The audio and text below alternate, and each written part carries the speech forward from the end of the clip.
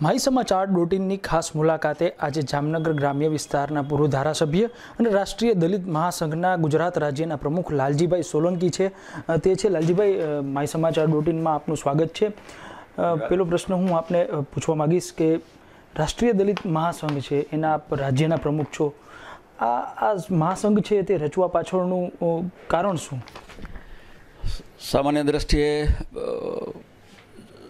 સમાજના વિકાસ માટેની ચિંતા દરેક પક્ષમાં અને દરેક સમાજમાં રહેલા આગેવાન કક્ષાના જે લોકો હોય એની એક ભૂમિકા હોય છે કે એને સમાજમાં કામ કરવું. અમને વિચાર આવ્યો કે દરેક સમાજ જ્યારે સમાજનું કામ કરતી હોય ત્યારે અમે પણ બિન રાજકીય રીતે અને પેટા જ્ઞાતિઓથી પર થઈને એક સમાજનું એવું સંગઠન કરીએ જે સમાજના ઉત્થાન માટે કામ કરે, જે બિન રાજકીય હોય અને જેમાં શિક્ષણથી શરૂ કરીને કર્મચારીઓની નોકરી સુધીમાં કઈ રીતે તબક્કાવાર આપણે એને મદદ કરી શકીએ. ખાસ કરીને સમાજમાં કુરિવાજોમાંથી એને તિજંજલિ મળે, ખાસ કરીને ખોટા સંઘર્ષોના માર્ગો અપનાવાતા હોય ત્યાં સમજાવીને એમાંથી સાચા રસ્તા ઉપર લઈ આવીએ. ખાસ કરીને જુદા જુદા વિષયોમાં જ્યારે પ્રગતિ થતી હોય ત્યારે આપણે પણ એમાં રહીને બિન રાજકીય રીતે સમાજને જોડવાનું કામ કરીને સમાજના ઉત્થાન માટે ખાસ કરીને બિન રાજકીય સંગઠન ઊભું કરવાની એક ભૂમિકા શરૂ થઈ.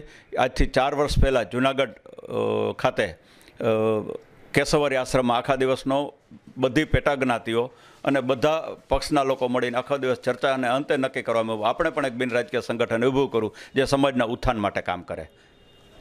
ખાસ કરીને તમારા જે દલિત મહાસંઘ છે તેમના દ્વારા ઉનાથી રાજકોટ સુધીની કંઈક એક રેલી આયોજિત કરવામાં આવી હતી. આ રેલીનું કારણ શું અને એમાં કેવો પ્રતિસાદ છે તે મળ્યો? અમે ઉના છે એ આખા વિશ્વમાં એક વખત દલિત અત્યાચારના નામે પટમાં આવેલું નામ છે સમઢિયાળાનો તાલુકો ઉના છે. અમે નક્કી કર્યું કે 15મી ઓગસ્ટથી સમાજના ઉત્થાન માટે લોકોને જોડીને જે કંઈ સમાજના પ્રશ્નો છે એને વાચા આપવાની થાય એ સરકારને વિનંતીના રૂપમાં અને આવેદનપત્રના રૂપમાં આપવું. એમ અમે 11 મુદ્દાઓ નક્કી કરીને અમે 15મી ઓગસ્ટે ધ્વજવંદન કરીને ત્યાંથી અમે નીકળ્યા. સામાન્ય દ્રષ્ટિએ અમારી કલ્પના હતી એનાથી બહુ મોટો પ્રતિસાદ અમને મળ્યો છે. અમારી કલ્પના હતી કે 150 બાઇક સાથે 15, 20, 25 ફોર વ્હીલ અમારી થશે, પણ 250, 200, 300 લોકો બાઇક સાથે યુવાનો હારે હતા અને આખા સૌરાષ્ટ્રમાંથી હતા બાઇક સવાર લોકો અને 50થી 150ની આસપાસ ફોર વ્હીલ હતી. ગૌરવ તો એ વાતનું થાય કે એક ગામ જ્યારે અમે જતા હતા ત્યારે અમારું સ્વાગત થતું હતું, સન્માન થતું હતું, બહેનો દીકરીઓ અમને કંકુ ચોખાથી અમને વધાવતી હતી, ગામમાં અમારું ફૂલેકું સામયું થતું હતું. અમે સમાજને ઉત્થાન માટેની વાતો છે. ફરીથી આવતી 9 તારીખે અમે રાજકોટથી ફરીથી એ જ આવેદનપત્ર અને એ જ મુદ્દાઓ સાથે અમે 9, 10 ને 11 એમ 3 દિવસ માટે ગાંધીનગર સુધી અમે પ્રવાસ કરવાના છે.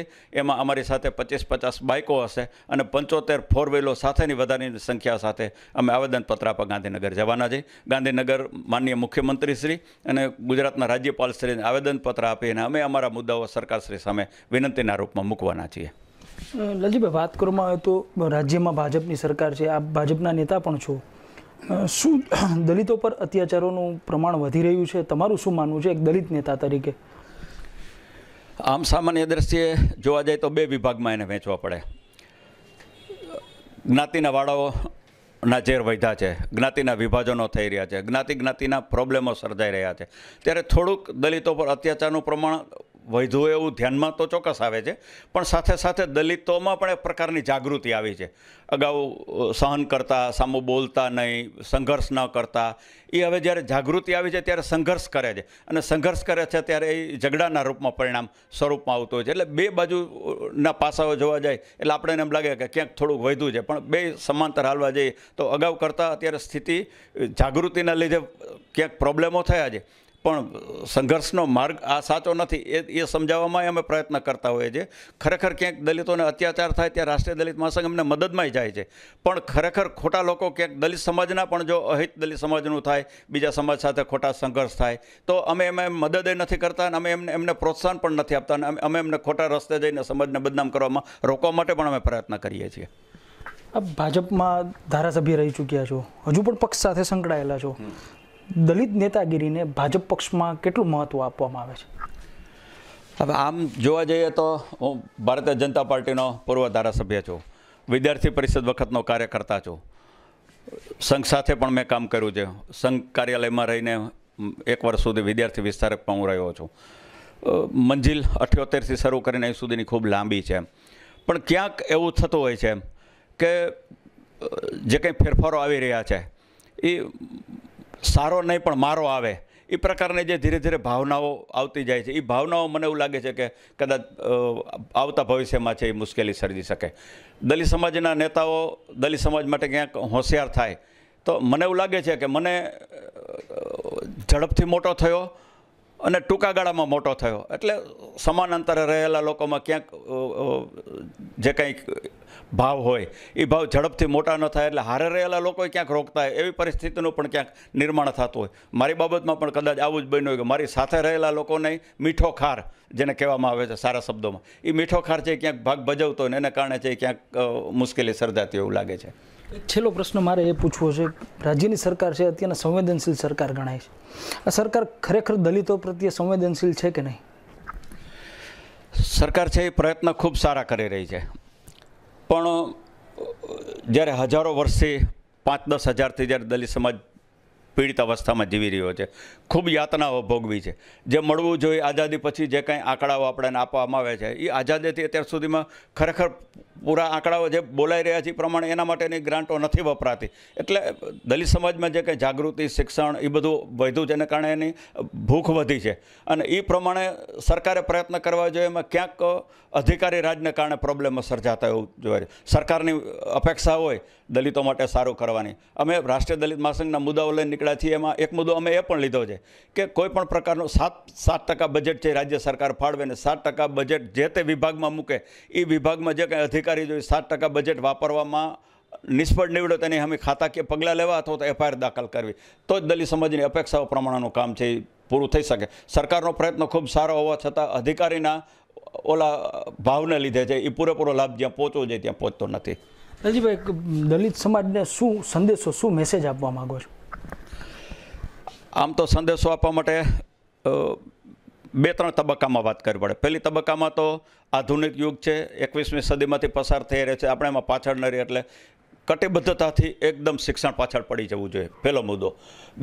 બીજો મુદ્દો છે એ સ્વતંત્રતા આપણને મળી છે તો સ્વતંત્રતાને સ્વચ્છંદતામાં ન ખપી જાય એના માટે દીકરા દીકરીઓએ અભ્યાસ માટે ખરેખર જોતરાય અને સાચા અર્થમાં અભ્યાસ કરવો જોઈએ. મા બાપ જ્યારે મહેનત કરે પેટ ઉપર પાટા બાંધીને અભ્યાસ કરાવતા હોય ત્યારે એ ભૂલી ન જાય કે મા બાપ છે એની વેદના છે એ વાચામાં રહી જાય. બીજો વિષય એવો છે કે દલિત સમાજને હું વિનંતી સાથે આહવાન કરું છું કે જ્યાં છે ત્યાં એના થઈને રહીએ, જ્યાં રહીએ ત્યાં જે ગામમાં રહીએ ત્યાં બહુ બોડી સંખ્યાઓ સાથે જૂજ પ્રમાણમાં મકાનો દલિત સમાજના હોય છે. તો એકલ દોકલ ક્યાંય દલિત કદાચ ખોટું કરતો હોય તેના કારણે સમાજ વચ્ચે ક્યાંય દલિત સમાજ અને પટેલ સમાજ વચ્ચે, ક્યાંય દલિત સમાજના ક્ષત્રિય સમાજ વચ્ચે, ક્યાંક દલિત સમાજના સતરા વચ્ચે, ક્યાંક દલિત સમાજના આયર સમાજ વચ્ચે, આના માટે જુદા જુદા જે કંઈ સંઘર્ષો થાય એ વ્યક્તિગત સંઘર્ષો ન થાય અને જ્યાં છે તે એના ભેગા જ રહે, એનાથી જ મોટા થાય, એનો લાભ લે, એનામાંથી પણ કંઈક મેળવવાનું છે. ઘણી વખત જુદી જુદી સમાજોની આપણે ટીકા ટિપ્પણો દલિત સમાજમાંથી કરતા હોઈએ છીએ.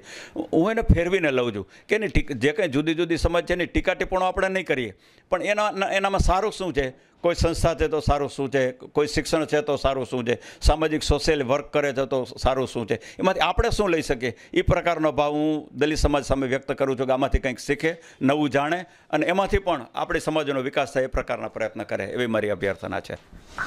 આ હતા રાષ્ટ્રીય દલિત સંઘના ગુજરાત રાજ્યના પ્રમુખ લાલજીભાઈ સોલંકી, જેઓએ માય સમાચારના માધ્યમથી દલિત સમાજને એ પણ સંદેશો આપ્યો છે કે દલિત સમાજ છે તે શિક્ષિત બને, એકત્રિત બને અને સાથે મળી અને દલિત સમાજના પ્રશ્નો છે, પોતાની સમસ્યાઓ છે એમનું ક્યાંક ને ક્યાંક નિરાકરણ છે તે પણ લઈ આવે.